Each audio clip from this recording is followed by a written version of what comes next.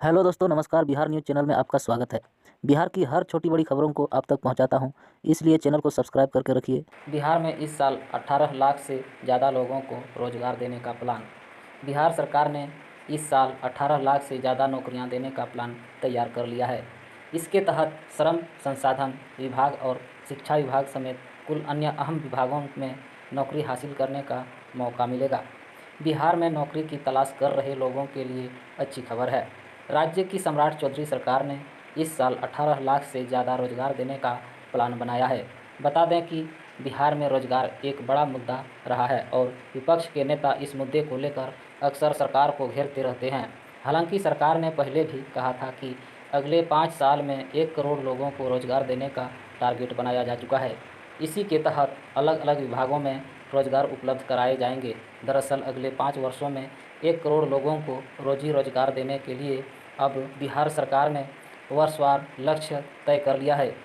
चालू वित्तीय वर्ष 2026-27 में 18,73,408 लोगों को रोजी रोजगार दिया जाएगा। युवा रोजगार एवं कौशल विकास विभाग ने सरकार के सभी विभागों को इसकी जानकारी दे दी है। पीएमसीएच में लगेगी अत्याधुनिक एमआरआई और सीटी स्कैन मशीनें। रोज़ 300 से अधिक मरीजों को होगा जांच। बिहार के पहली बार मिलेगी रिसर्च की सुविधा। बिहार के सबसे बड़े सरकारी अस्पताल पीएमसीएच में मरीजों को जल्द ही अत्याधुनिक जांच सुविधाएं मिलने जा रही है। इस मशीन के अंत तक अस्पताल के नए रेडियोलॉजी भवन में 2 अत्याधुनिक सीटी स्कैन और एक रिसर्च आधारित एमआरआई मशीन स्थापित की जाएगी। इन मशीनों के चालू होने के बाद प्रतिदिन 300 से अधिक मरीजों की जांच की जा सकेगी। मरीजों को कम समय और कम लागत में बेहतर जांच सुविधा मिलेगी। साथ ही चिकित्सकों को गंभीर बीमारियों के अध्ययन और शोध कार्य में भी मदद मिलेगी। अधिकारियों के मुताबिक यह बिहार का पहला सरकारी अस्पताल होगा। यहाँ रिसर्च आधारित एमआरआई और सीटी स्कैन मशीनें स्थापित की जाएगी। स्वास्थ्य मंत्री निशांत ने इस पहल को बिहार की स्वास्थ्य सेवाओं के लिए एक महत्वपूर्ण उपलब्धि बताया।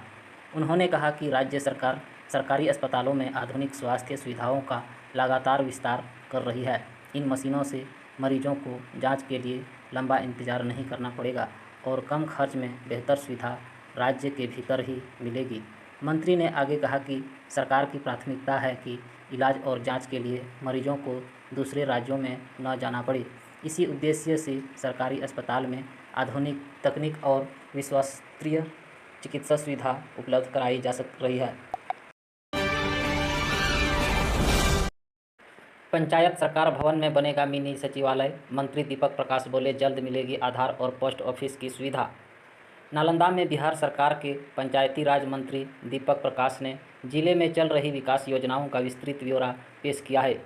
बिहार शरीफ सर्किल हाउस में आयोजित प्रेस वार्ता में मंत्री ने जोर देकर कहा है कि सरकार प्रत्येक पंचायत में बन रहे पंचायत सरकार भवनों को मिनी सचिवालय के रूप में विकसित करने के लिए प्रतिबद्ध है, ताकि यह राज्य की आम जनता को सभी आवश्यक सरकारी सुविधाएं उनके अपने पंचायत स्तर पर ही सुलभ हो सके। बिहार में कुछ बड़ा होने वाला है। सीएम सम्राट चौधरी ने बुलाई एनडीए की बड़ी बैठक। नीतीश कुमार भी होंगे शामिल। यह पहली बार होगा जब एक साथ सभी सहयोगी दलों के जिला स्तर के संगठनात्मक नेतृत्व के साथ सीएम सम्राट चौधरी संवाद करेंगे। इस बैठक बांकीपुर उपचुनाव और जिलों की राजनीति स्थिति पर चर्चा होगी। बिहार के मुख्यमंत्री सम्राट चौधरी ने शुक्रवार 10 जुलाई की दोपहर 12 बजे लोक सेवा आवास पर सत्तारूढ़ संगठन एनडीए की बैठक बुलाई है। सीएम सम्राट चौधरी ने सभी सहयोगी दलों जनता दल यूनाइटेड, लोक जनशक्ति पार्टी रामविलास, हमारा आम दल और राष्ट्रीय लोक मंच के नेताओं को न्योता दिया है। बैठक करीब 2 घंटे चलेगी। एनडीए के सभी 5 सहयोगी दलों के जिला अध्यक्षों को इस बैठक में बुलाया गया है। इसी के साथ बिहार सरकार के तमाम मंत्री, एनडीए के प्रमुख नेता भी बैठक में शामिल होंगे। कयास लगाए जा रहे हैं कि पूर्व मुख्यमंत्री नीतीश कुमार भी इस मीटिंग में मौजूद रह सकते हैं। आपका बच्चा स्कूल की गाड़ी से पढ़ने जाता है तो यह खबर आपके लिए बहुत ज़रूरी है। बिहार के सभी जिलों के सभी निजी स्कूलों के वाहनों का पूरा लेखा जोखा परिवहन विभाग के पास रहेगा। इसको लेकर परिवहन विभाग इसी माह पोर्टल लॉन्च करेगी।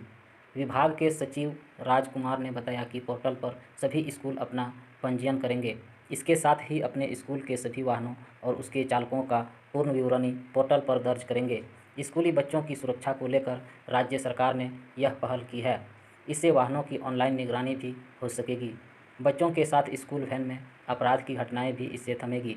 इन्हीं मकसद से पोर्टल लॉन्च करने की तैयारी की जा रही है।